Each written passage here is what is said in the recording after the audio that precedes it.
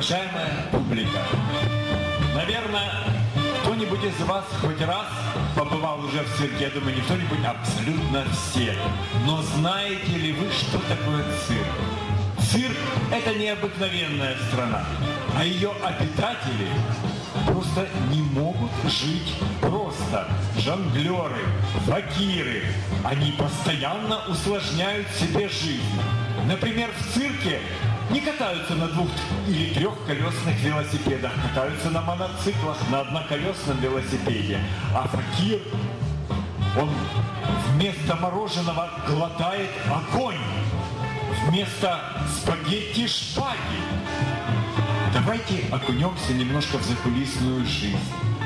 Словом «цирк» впервые было названо здание с круглой ареной.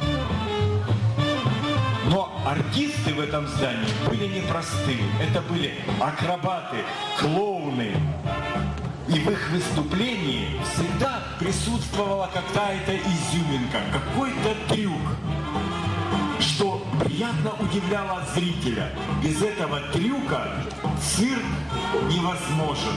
И сейчас я хочу объявить следующий номер. «Птица воли».